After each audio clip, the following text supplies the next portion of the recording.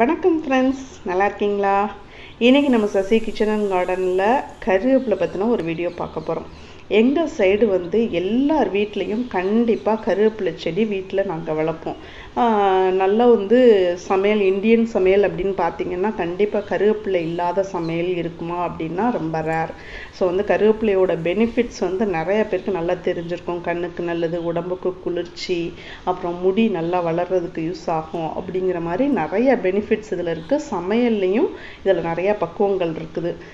இதில் இன்றைக்கி நம்ம என்ன பார்க்க போகிறோம் அப்படின்னா, கருவேப்பிலை மரம் செடி வீட்டில் வளர்த்திங்கன்னா அதில் ஒரு சில டிப்ஸ் நீங்கள் ஃபாலோ பண்ணிங்கன்னா இயர் ஃபுல்லாக அந்த கருவேப்பிலை நீங்கள் ஃப்ரெஷ்ஷான கருவேப்பிலையாக நம்ம யூஸ் பண்ண முடியும். அதுக்கான சின்ன சின்ன டிப்ஸ் தான் நாம் இப்போ பார்க்க போகிறோம். ஃபஸ்ட்டு நம்ம வீட்டில் நிறையா கருவேப்பிலை வீட்டிலேருந்து நம்ம பறிக்கும்போது எப்போதும் அந்த தண்டோடு சேர்த்து தான் நம்ம பறிக்கணும். சின்ன சின்ன அந்த கிளைகள் குட்டி குட்டியாக அந்த லீஃபோட இதை மட்டும் பறிக்காமல் ஒரு தண்டோடு சேர்த்த மாதிரி ஒடிக்கணும் அப்படின்னு சொல்லுவாங்க. ஒடிச்சா தான் ஃப்ரெஷ்ஷாக புது தலைகள் நிறைய கிளைகள் விட்டு வளரும். இப்போ நிறையா நம்ம ஒடிச்சிட்டோம், நம்ம யூஸ் பண்ணது போக மிச்ச கருவேப்பிலை இருக்குது அப்படின்னா அதை இந்த மாதிரி ஒரு டம்ளர் இந்த மாதிரி இதில் தண்ணி விட்டு அதுக்குள்ளே இதை முக்கி வச்சிருந்தோம் அப்படின்னா 2 to 3 days வரையும் அப்படியே ஃப்ரெஷ்ஷாக இருக்குதுங்க. இது இப்போ நான் காலையில் போட்டு வச்சது, இப்போ நைட்டு உங்களுக்கு காட்டுறேன். இதுக்கப்புறம் இதை மறுநாள் காலையிலேயே நான் காட்டுறேன் பாருங்கள். ஒரே ஒரு கொத்து யூஸ் பண்ணிட்டேன், மிச்சம் 2 கொத்து பாருங்கள். நேற்று காலையில் வச்சது இன்றைக்கி காலையில் விளையும் அப்படியே ஃப்ரெஷ்ஷாக இருக்குது. நீங்கள் மரத்தில் பறிச்சது தான் அப்படின்ட்டு இல்லை, நீங்கள் கடையில் வாங்கிட்டு வந்தீங்கன்னாலும் கருவேப்பிலை நல்லா ஃப்ரெஷ்ஷாக இருக்குது. அதை ஃப்ரிட்ஜில் போட்டு வச்சுருந்தீங்கன்னா கூட இந்த அளவு அந்த ஃப்ரெஷ்னஸ் மெயின்டைன் ஆகாது. நீங்கள் ஒரு பவுலில் இல்லை ஒரு டம்ளரில் இந்த மாதிரி தண்ணி விட்டு அதில் இதை அந்த தண்டு நனையிற மாதிரி முக்கி வச்சிருந்தோம் அப்படின்னா 2 to 3 days வரையும் ரொம்ப ஃப்ரெஷ்ஷாக சூப்பராக இருக்குதுங்க. இது ஒரு பெஸ்ட்டு டிப்ஸு.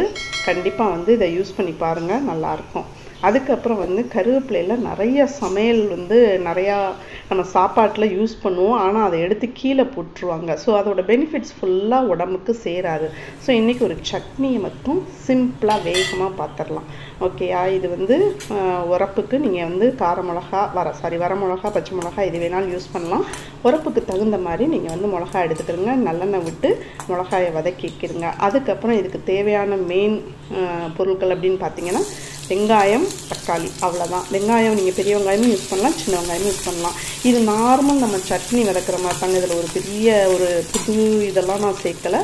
நார்மலாக நம்ம இட்லிக்கு வைக்கிற தக்காளி, வெங்காயம், மிளகா வதக்கி வைப்போம் இல்லையா, அந்த சட்னி தான்.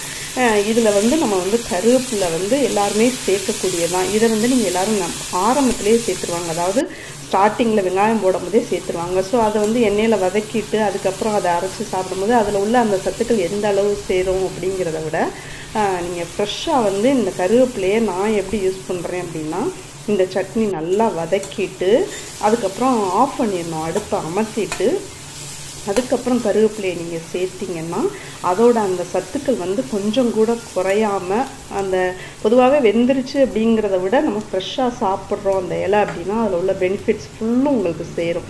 ஸோ இந்த மாதிரி பாருங்கள், பார்க்கும்போதே எப்படி க்ரீன் கலரில் அவ்வளோ சூப்பராக இருக்குது. இதை சாப்பிட்டா எவ்வளோ சத்தாக இருக்குன்னு பார்க்கும்போதே தெரியுது இல்லையா? கடைசி அடுப்பை அமர்த்தி வச்சுட்டு அதுக்கப்புறமா இந்த கருவேப்பிலையை லைட்டாக போட்டு ஒரு கிண்டிட்டு நல்லா ஆற வச்சுட்டு நம்ம மிக்சியில் சட்னி அரைச்சி எடுத்துட வேண்டியதான். ரொம்ப சூப்பரான ஒரு டேஸ்ட்டு மிகுந்த அந்த கருவேப்பிலை வாசம் வருமா, பச்சை வாசம் வருமா அப்படின்லாம் யோசிக்காதீங்க. ரொம்ப அருமையாக இருக்கும் இந்த சட்னி. இது மாதிரி ஈஸியாகவும் முடிஞ்சது பாருங்கள். வெங்காயம், தக்காளி, மிளகா வதக்கிட்டு இதை போட்டு அரைச்சிட வேண்டியதான். பாருங்கள், பார்க்கும்போதே எவ்வளோ சூப்பராக இருக்குது. அரைச்சி மட்டும் வச்சு பாருங்கள், தட்டில் இட்லி காலி ஆகிட்டே இருக்கும். இன்னொன்று, இந்த பிள்ளைங்க, சின்ன பிள்ளைங்கள்லாம் பார்த்திங்கன்னா அந்த கருவேப்பிலையை நம்ம என்ன தான் இது நல்லது அது நல்லதுன்னு சொன்னோம்னாலும் அந்த சாப்பாட்டிலேருந்து எடுத்து வெளியில் போட்டால் தான் அதுகளுக்கு சாப்பிடவே பிடிக்கும். அதை கண்டிப்பாக மென்று சாப்பிடுங்க அப்படின்னா செய்யவே மாட்டாங்க. அந்த மாதிரி உள்ளவங்களுக்கு இந்த மாதிரி நீங்கள் அரைச்சி நீங்கள் சேர்த்துட்டீங்க அப்படின்னா அவங்களுக்கு சாப்பாட்டில் ஈஸியாக இந்த பொருள் சேர்ந்துடும். இது எதுக்கு நல்லது அப்படிங்கிறது நிறையா பேருக்கு கண்டிப்பாக தெரிஞ்சிருக்கும். நிறையா அவேர்னஸும் இருக்குது இப்போ எல்லாருக்கிட்டேயும்.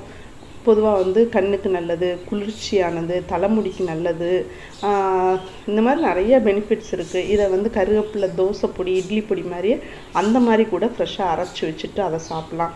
இது என்ன பிளான்ட்னு பார்த்தீங்கன்னா, இது ஏற்கனவே என்னோட சமையல் வீடியோலாம் பார்த்துருந்தீங்கன்னா தெரியும். கிச்சனில் இருக்க மணி பிளான்ட்டு. ஏற்கனவே நான் ஒரு கல் சட்டியில் வச்சுருந்தேன். கொஞ்சம் அதில் வந்து வளர்றது ப்ராப்ளம் இருந்துச்சு. ஸோ வந்து இந்த பாட்டில் மாற்றி வச்சோன்னு இப்போ சூப்பராக வளர்ந்துட்டுருக்காங்க. இந்த மாதிரி உங்கள் கிச்சன்லேயும் வச்சு பாருங்கங்க. ரொம்ப அழகாக இருக்கும். சமைக்கும் போது ரொம்ப மனசுக்கு ஒரு மாதிரி ஃப்ரெஷ்னஸ்ஸாக இருக்கும். சரி, இப்போ இந்த கருவேப்பிலை செடியில் வேறு என்ன டிப்ஸ் அப்படின்னு பார்த்தீங்கன்னா, முக்கியமான ஒரு டிப்ஸ். கருவேப்பிலை செடி வீட்டில் வளர்க்குறவங்களுக்கு நல்லாவே தெரியும். வருஷம் ஃபுல்லும் இது வந்து ஃப்ரெஷ்ஷாக இருக்காது. இந்த இலைகள் கொஞ்சம் நல்லா பூ பூத்துரும். அதுக்கப்புறம் அந்த பூ வந்து காயாகி அப்புறம் பழமாயிட்டு அப்போலாம் பார்த்தீங்கன்னா இந்த இலையெல்லாம் நம்ம யூஸ் பண்ணவே முடியாத அளவுக்கு ரொம்ப ஹார்டாக ஒரு மாதிரி நரன்னு ஆகிடும். ஃப்ரெஷ்ஷாக கொழுந்து இலையாக நம்மளுக்கு அந்த சமயத்தில் சமைக்கிறதுக்கு கிடைக்காது. அதுக்கப்புறம் பார்த்தீங்கன்னா அந்த பழம்லாம் பழுத்த உடனே இந்த இலை ஃபுல்லும் எல்லாமே கொட்டிடும். அவ்வளோ மரத்தில் உள்ள அத்தனை கருவேப்பிலை இலையும் கொட்டிட்டு அதுக்கப்புறம் ஃப்ரெஷ்ஷாக தலையும். அதுவரையும் நம்மளால் இந்த கருவேப்பிலையை யூஸ் பண்ண முடியாது. ஸோ வந்து நான் இந்த தடவை என்ன பண்ணேன் அப்படின்னு பார்த்தீங்கன்னா, இந்த பூ பூக்கிற சமயம் இருக்குது பார்த்தீங்களா, கருவேப்பிலை பூ நல்லா கொத்து கொத்தாக மருதாணி பூ மாதிரியே இருக்கும் பார்க்கும்போது. நீங்கள் நிறைய பேர் பார்த்துருப்பீங்க. அதில் என்ன பெனிஃபிட் இருக்குது அப்படிங்கிறத அதை யூஸ் பண்ணதில்லை நம்ம இதுவரையும். கருவேப்பிலை பூவு கருவேப்பிலை பழம்லாம் நம்ம யூஸ் பண்ணதில்லை. யாருக்காவது அதுக்கான மெத்தடு ரெசிபி தெரியும் அப்படின்னீங்கன்னா அதை வந்து கமெண்ட்டில் போடுங்க, நம்மளும் யூஸ் பண்ணி பார்க்கலாம். ஸோ இதுதான் அந்த கருவேப்பிலையோட பூ. அதுலேயும் அந்த வாசம்லாம் நல்லா அப்படியே இருக்குங்க. ஃப்ளேவர் கருவேப்பிலை வாசம் தான் வரும். ஸோ நான் என்ன பண்ணேன் அப்படின்னா, இந்த பூவை வந்து கிள்ளி விட்டுட்டேன். கிள்ளி விட்டேன் மீன்ஸ் ஒடிச்சு விட்டுட்டேன். பொதுவாக வந்து இட்லி பூலாம் பார்த்திங்கன்னா பூவை ஒடிச்சிட்டோம் அப்படின்னா பக்கத்தில் வந்து 2 புது கிளைகள் வளரும். பொதுவாக பூ பூக்கிற எல்லா பிளான்ட்லேயும் இதை வந்து நம்ம ஃபாலோ பண்ணுறது. இப்போ ரோஸ்லாம் பூத்துருச்சு அப்படின்னா அதை கீழே கட் பண்ணி விட்டோம்னா புது 2 பிரான்ச்சஸ் உருவாகும் அப்படின்ட்டு. அதே மெத்தடை வந்து நான் கருவேப்பிலையில் இந்த தடவை யூஸ் பண்ணி பார்த்தேங்க. கண்டிப்பாக அதே மாதிரி தான் ரிசல்ட்டு இதுலேயும் கிடச்சிச்சு. என்ன அப்படின்னா, நம்ம மெயின் பிரான்ச்சில் தானே அந்த பூ வளருது. அந்த பூவை வந்து இந்த மாதிரி நம்ம கிள்ளி விட்டுட்டோம் அப்படின்னா பக்கத்தில் உள்ள அந்த புதுசாக 2 கிளைகள் இருக்கு இல்லையா, அதுக்குள்ளே இருந்து புது பிரான்ச்சஸ் வருது. இது வந்து கருவேப்பிலையோட காய் காய்ச்சிருச்சு.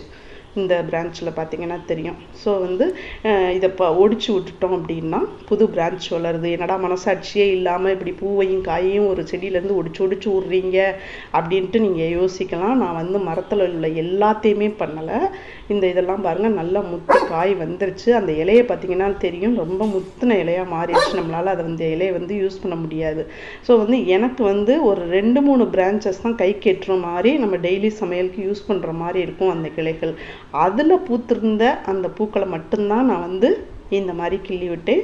மற்றபடி மரம் ஃபுல்லும் வந்து நல்லா பூத்து காய்ச்சி பழுத்து எல்லாமே இருந்துச்சு. இப்போ நான் ஒடிச்சு விட்ட கிளையை இப்போ பார்த்தீங்கன்னா தெரியும், நடுவில் ஒடிச்சிருக்கேன். சைடில் 2 புது கொழுந்து அப்படியே புது நியூ பிரான்ச்சஸ் உருவாயிருக்கு பாருங்கள். ஸோ நான் ஒரு டெஸ்ட் ரைடாக தான் பண்ணி பார்த்தேன். ஸோ நல்ல ரிசல்ட்டு. கரெக்டாக வந்து நான் என்ன எதிர்பார்த்தனோ அது மாதிரியே எனக்கு வந்து கிடச்சிச்சு. இப்போ மெயின் பிரான்ச்சில் வந்து அந்த பூவை கிள்ளி விட்டுட்டேன். பக்கத்தில் உள்ள 2 குட்டி அந்த ஒரு அழகாக புது நியூ இது வர்றது உங்களுக்கு தெரியும். அந்த பார்த்தீங்கன்னா தெரியும், புது கிளைகள் உருவாகிறது. ஸோ உங்கள் வீட்லேயும் வந்து நீங்கள் கருவேப்பிலை மரம் செடி வச்சுருந்தீங்கன்னா அதை வந்து பூக்கிற சமயத்தில் கண்டிப்பாக இந்த மாதிரி நீங்கள் வந்து கிள்ளி விட்டிங்கன்னா புதுசாக பிரான்ச் உருவாயிட்டு அந்த வருஷம் ஃபுல்லும் வந்து ஃப்ரெஷ்ஷான கருவேப்பிலை யூஸ் பண்ணுற மாதிரி நம்ம பண்ணிக்கலாம். ஸோ வந்து அடுத்து ஒரு சின்னமாக சட்னி. இது வீடியோ எடுத்தேன், பட் அந்த வீடியோ டெலீட் ஆகிடுச்சு. ஸோ ஃபோட்டோஸ் மட்டும் பாருங்கள். தேங்காய், பொட்டுக்கல்ல, பச்சை மிளகாய், இஞ்சி, கருவேப்பிலை போட்டு அப்படி பச்சையை அரைச்சிட்டு அதை அப்படியே நம்ம தேங்காய் சட்னி மாதிரி யூஸ் பண்ணலாம். வேணும்னா தாளித்து விட்டுக்கலாம். அவ்வளோதாங்க. நீங்கள் வந்து வருஷம் ஃபுல்லும் ஃப்ரெஷ்ஷாக கருவேப்பிலை யூஸ் பண்ணணும் அப்படின்னு நினச்சிங்கன்னா அதில் வர்ற பூக்களை வந்து அந்த சமயத்தில் கிள்ளி விட்டுருங்க. மனசாட்சியெல்லாம் அப்புறம் பார்த்துக்கலாம். சுற்றி வர நிறைய கிளைகளில் மற்ற கிளைகள்லாம் அது நல்லா தான் பூத்துருக்கு. நம்மளுக்கு தேவையான ஒரு 2-3 பிரான்ச்சஸில் மட்டும் இதை செஞ்சு பாருங்கள். கண்டிப்பாக ரிசல்ட் நல்லாயிருக்கு. இந்த தடவை இது யாரோட ஐடியாவில் நானாக தான் பண்ணி பார்த்தேன். ரொம்ப ரிசல்ட் சூப்பராக இருக்குது ஃப்ரெண்ட்ஸ். இந்த மெத்தடை ஃபாலோ பண்ணிங்கன்னா நீங்கள் தோட்டம் கீழே தரையை வச்சு வளர்க்குறதுக்கு இடம் இல்லாதவங்க மாடியில் கூட ஒரு சின்ன பக்கெட்டில் கருவேப்பிலை செடி வாங்கி வச்சு வளர்க்கலாம். இந்த மாதிரி ரொம்ப ஹைட்டுக்கு வளர விடாமல் அது ஒடிச்சு விட்டிங்கனாலே போதும். சின்ன ஒரு புஷ்ஷி பிளான்ட் மாதிரி வளர்ந்துக்கிடும். அது வந்து நமக்கு வந்து பெரிய மரம் ஆகணும்னு அவசியம் இல்லை. ஏன்னா நம்மளுக்கு அதில் உள்ள லீஃப் தான் தேவை. ஸோ இதை ஃபாலோ பண்ணி பாருங்கள் ஃப்ரெண்ட்ஸ். உங்களுக்கும் இது நல்லா ஒரு யூஸ்ஃபுல்லான ஒரு டிப்ஸாக இருக்கும். Okay, thank you.